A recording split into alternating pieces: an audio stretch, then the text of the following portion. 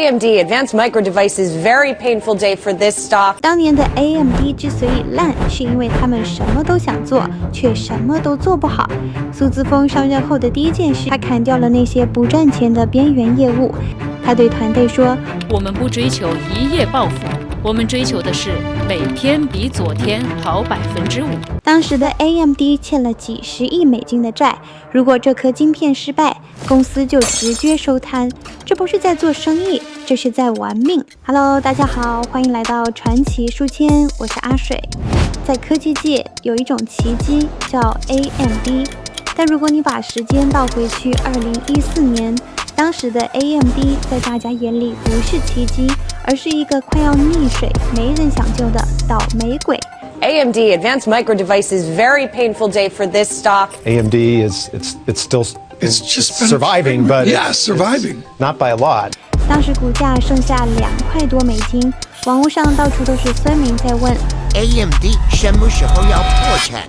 就在那個時候，一個出生於台南、3歲隨父母移民美國的女性接手了這個爛攤子。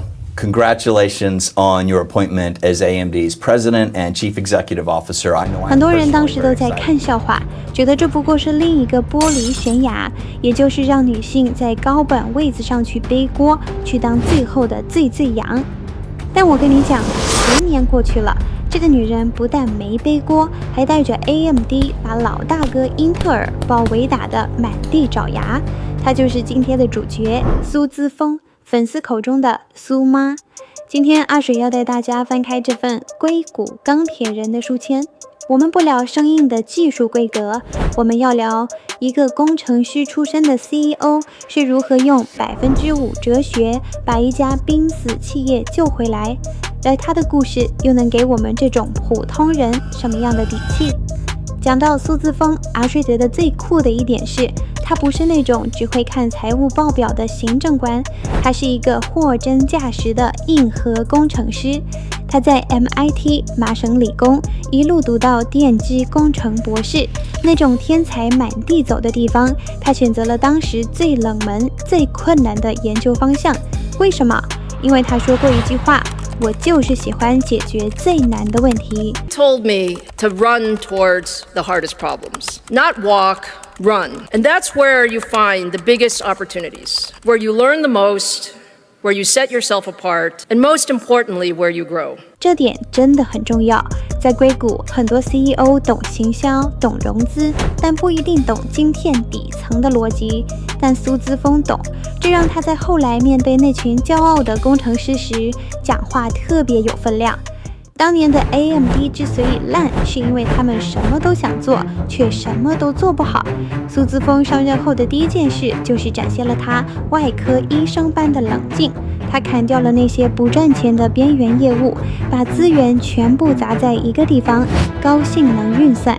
他對團隊說：“我們不追求一夜暴富，我們追求的是每天比昨天好5%。”如果你問阿水，蘇姿豐最傳奇的一戰是什麼？那絕對是 Zen 架構的問世。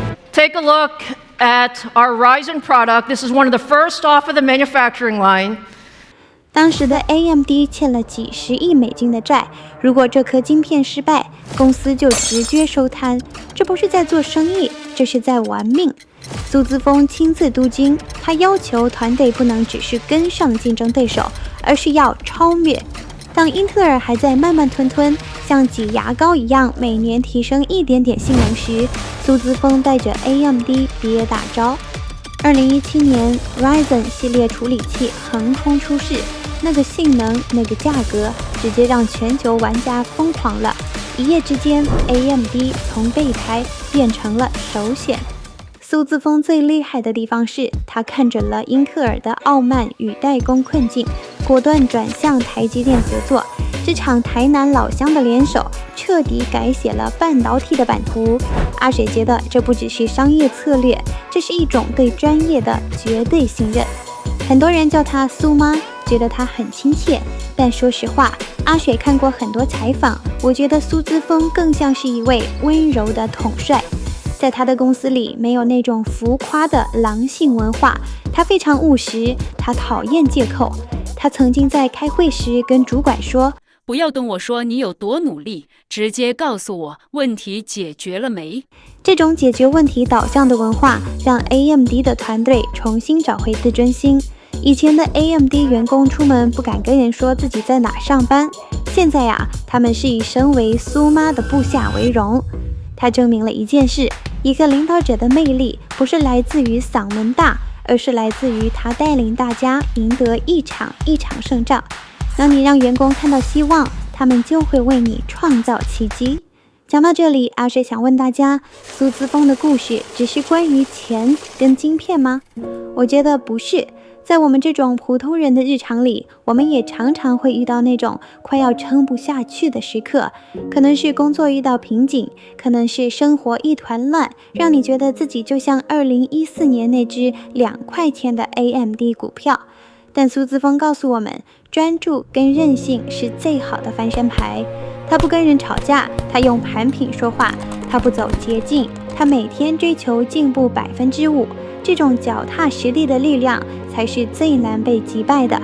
現在 AMD 已經不僅僅是英特爾的對手，甚至在 AI 浪潮中，他正帶着團隊挑戰黃仁勳的 NVIDIA。